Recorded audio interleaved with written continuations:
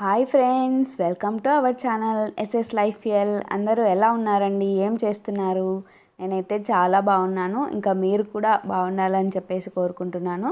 ఇంకా మన ఛానల్లోకి ఈ వీడియో ఎందుకు పెడుతున్నాను ఏమి అనే విషయంలోకి వస్తే, ఇంకా బయట షాప్లో దొరికేలాగా మనం ఇంట్లోనే బెస్ట్ స్వీట్ రెసిపీని ఎలా చేసుకోవచ్చు అనేది అంతా ఈ వీడియోలో అయితే చూపిస్తున్నానండి.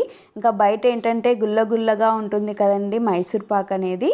సో సేమ్ అలాగే రావాలి అంటే ఈ టిప్స్ ఖచ్చితంగా పాటించాలండి. ముందుగా మెజర్మెంట్స్లోకి వచ్చామనంటే మనం ఎంత మెజర్మెంట్ తీసుకుంటున్నాం అనేది మెయిన్ ఇంపార్టెంట్ కదండి ఏ రెసిపీకైనా. ఇంకా నేనైతే ఇప్పుడు ఏం చేస్తున్నానంటే ఫస్ట్ ఒక గ్లాస్ శనగపిండికి 2 గ్లాస్ ఆఫ్ షుగర్ అయితే తీసుకున్నాను. ఇంకా ఆ తర్వాత షుగర్ కరగడానికి అని చెప్పేసి ఒక చిన్న టీ గ్లాస్ అంత వాటర్ అయితే పోసేసుకొని చక్కెర కరగనిచ్చుకున్నానండి కొద్దిగా. ఇంకా ఆ చక్కెర కరిగిన తర్వాత మనం స్టవ్ పైన అయితే పెట్టుకోవాలి. ఇంకా దానికంటే ముందు ఏం చేస్తున్నానంటే శనగపిండిని కూడా ఒక గ్లాస్ తీసుకొని వేరే బౌల్లోకి అయితే తీసి పెట్టుకున్నాను. ఇంకా ఆ తర్వాత ప్రాసెస్ ఏంటి అని అంటే నేనైతే ఇందులోకి ఒక గ్లాస్ ఆయిల్ అయితే తీసుకున్నాను. ఆయిల్తో పాటు ఇంకొక గ్లాస్ నెయ్యి కూడా తీసుకున్నానండి. ఇంకా ఈ హడావిడిలో నెయ్యి క్లిప్ అనేది మర్చిపోయాము, డైరెక్ట్గా వేసేసుకున్నాము. ఇంకా తర్వాత మనం బౌల్లో షుగర్ అనేది వేసుకున్నాం కదా, సో అది కొద్దిగా కరిగేసిందండి. ఇంకా ఆ తర్వాత స్టవ్ ఆన్ చేసుకొని సిమ్లో పెట్టేసుకొని ఇలాగా కలుపుకుంటూ ఉండాలండి. ఇంకా ఈ స్వీట్ రెసిపీకి వచ్చేస్తే మనం ఇందులోకి ఒక గ్లాస్ ఆయిల్, ఒక గ్లాస్ నెయ్యి తీసుకున్నాం కదండి. ఇంకా మన ఇష్టం అయితే డైరెక్ట్గా 2 గ్లాసుల నెయ్యే తీసుకోవచ్చు, లేదంటే 2 గ్లాసుల ఆయిల్ కానీ తీసుకోవచ్చు అండి. మన ఇష్టం అది. ఆయిల్ అయినా వేసుకోవచ్చు, నెయ్యి అయినా వేసుకోవచ్చు. ఇంకా 2 గ్లాసులు వేయాలంటారా అంటే మనకి ఎంత గుల్లగా కావాలంటే అంత వేయాలండి. కానీ పర్ఫెక్ట్ మెజర్మెంట్స్ అయితే 2 గ్లాసెస్ అండి. ఇంకా మనం 1.5 గ్లాస్ ఆర్ 1 గ్లాస్ కూడా వేసుకొని చేసుకోవచ్చు. కానీ పర్ఫెక్ట్ మెజర్మెంట్ పడితేనే ఏ రెసిపీ అయినా టేస్టీగా ఉంటుంది కదండి. ఇంకా కానీ ఆయిల్ నెయ్యి 2 వేసుకునేది మటుకు ఖచ్చితంగా వేడి చేసుకోవాలండి. ఇంకా ఈ వేడి చేసిన ఆయిల్ కానీ నెయ్యి కానీ మనం ఈ పిండిలో వేసుకుంటేనే మనకి గుల్లగా వచ్చేదండి. ఇంకా నార్మల్గా డైరెక్ట్గా వేసేస్తే మనకి మైసూర్ పాక్ అనేది గుల్లగా రాదు, నార్మల్గా ప్లెయిన్గా వచ్చేస్తుందండి. మనకి ఎలాగ కావాలనేది మనం చేసే ప్రాసెస్ని బట్టి ఉంటుంది కదా. సో ఇలాగ చేసుకుంటే పర్ఫెక్ట్గా వచ్చేస్తుంది అనమాట. ఇంకా దీనిని ఉండలు లేకుండా బాగా కలిపేసుకోవాలి. ఇలాగ వేడి ఆయిలే ఎందుకు పోయాలి అని అంటే మనం ఏ దాంట్లోకైనా చేసుకునేటప్పుడు వేడి ఆయిల్ అనేది అయితే పోస్తే మనకి రెసిపీ అనేది బొరుగుగా వస్తుంది, అలాగే గుల్లగా ఉంటుంది. అందుకే వేడి ఆయిల్ అనేది అయితే యాడ్ చేస్తాము. ఇంకా ఈ చక్కెర కూడా కరిగిపోయిందండి, కొద్దిగా లైట్గా తీగ పాకం లాగా వచ్చేసింది. పట్టుకొని చూస్తే మీకు చూపిస్తున్నాను కదా ఇలాగా. ఇంకా అలాగా వచ్చిన తర్వాత మనకి షుగర్ అనేది ఇంకా మనం కలిపి పెట్టుకున్నాం కదా శనగపిండి విత్ ఆయిల్, అదైతే వేసేసుకొని బాగా కలుపుకుంటూ ఉండాలండి. దీనికి మెయిన్ ఏంటంటే మనం వన్స్ శనగపిండి వేసాము అని అంటే బాగా కలుపుతూ ఉండాలండి, లేదంటే ఉండ కట్టేస్తుంది, మనకి టేస్ట్ అనేది చేంజ్ అయిపోయింది. మనం ఆయిల్ని ఒకసారి వేడి చేసాం కదా అని చెప్పేసి పక్కన పెట్టేయకూడదు, సిమ్లో పెట్టుకొని హీట్ చేస్తూనే ఉండాలి. మధ్యలో ఇలాగ యాడ్ చేసుకుంటూ ఉండాలి. ఇలాగ యాడ్ చేయడం వలన మనకి రెసిపీ అనేది పర్ఫెక్ట్గా వస్తుంది. చూడండి అలాగ కలుపుతుంటేనే మనం వంట సోడా వేసినప్పుడు ఎలా వస్తుంది, బొరుగుగా పిండి అంతా కలిసినట్టు వస్తుంది కదా. సో అలాగైతే చేంజ్ అయిపోతూ ఉంటుంది. మధ్యలో ఇలాగా ఆయిల్ నెయ్యి యాడ్ చేసుకుంటూ చేసుకోవాలి ఈ రెసిపీని. ఇంకా దీనిని ఏంటంటే మా అత్త చాలా అంటే చాలా బాగా రెడీ చేస్తుంది అనమాట. అందుకోసమే ఈరోజు మా అత్తతో ఎలా చేస్తుంది అనేది మొత్తం అయితే మా అత్తతో చేపించుకుంటున్నాను నేను.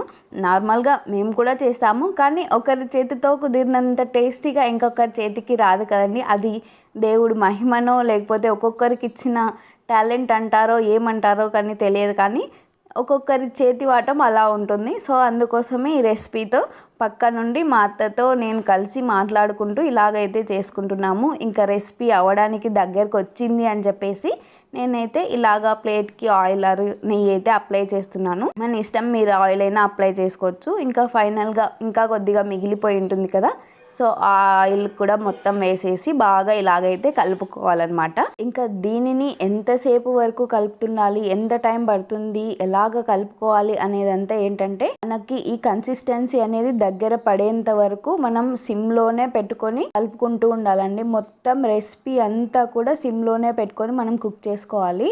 ఇంకా మధ్యలో ఏంటంటే కొద్దిగా లైట్ ఒక పించ్ అనేది వంట సోడా అనేది యాడ్ చేసామండి. ఇంకా కొద్దిగా బాగుంటుంది అనే ఉద్దేశంతో. ఒకవేళ ఇష్టం లేకపోతే ఈ వంట సోడాని స్కిప్ చేసేయచ్చు. చూసారా, కలుపుతుంటే మనకి కన్సిస్టెన్సీ అనేది దగ్గర పడుతున్నట్టు అనిపిస్తుంది కదా. సో ఇలాగైతే కలుపుకుంటూ ఉండాలి. మనకి ఫైనల్గా ఇలాగైతే దగ్గరికి వచ్చేస్తుంది మన బ్యాటర్ మొత్తము. ఇంకా ఇలా వచ్చిన తర్వాత మనం ప్లేట్కి ఆయిల్ అప్లై చేసుకున్నాం కదా, సో ఆ ప్లేట్లోకి అయితే ట్రాన్స్ఫర్ చేసుకొని మనము బాగా నీట్గా అనుకోవాలన్నమాట, హారిజంటల్ వైజ్.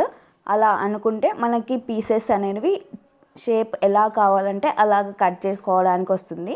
లేదు మనం డైరెక్ట్గా వేసేసాము అని అంటే ఇక్కడ ఉన్న బ్యాటర్ అలాగే ఉండిపోతుంది కదా. సో ఇక్కడ చూడండి, పిండి మొత్తం ఒక కన్సిస్టెన్సీ దగ్గరికి వచ్చేసింది. ఇంకా మా అత్తయ్య అండి ప్లేట్ పెట్టేసుకొని పక్కనే వెంటనే మళ్ళీ గడ్డ కట్టిపోతుంది, గట్టిగా అవుతుంది అనే ఉద్దేశంతో ఇలాగ వెంటనే ప్లేట్లోకి ట్రాన్స్ఫర్ చేసేసి ఇలాగ తట్టిస్తూ ఉందన్నమాట.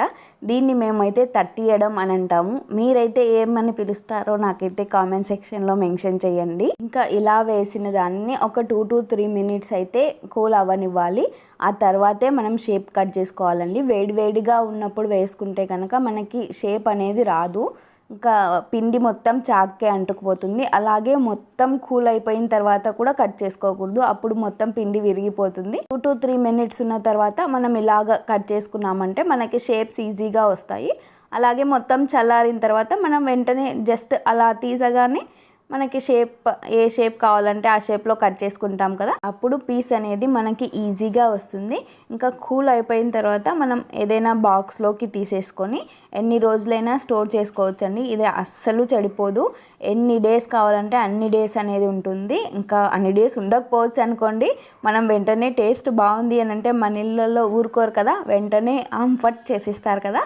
సో ఇలాగ చేసుకోండి, నేను చెప్పిన విధంగా పర్ఫెక్ట్గా వస్తుందండి. బయట షాప్లో కొన్న విధంగా ఉంటుంది. ఇంట్లోనే చేసుకునే బెస్ట్ స్వీట్ రెసిపీ అనుకోవచ్చు. ఎవరైనా చుట్టాలు వచ్చినా కూడా టక్కున చేసేయచ్చండి, ఎక్కువ టైం పట్టదు. 10 to 15 minutes కాబట్టి అన్ని ఇంగ్రీడియంట్స్ ఇంట్లో ఉంటాయి, టక్కున చేసేయచ్చు. మీరు కూడా ఈ రెసిపీని తప్పకుండా ట్రై చేయండి.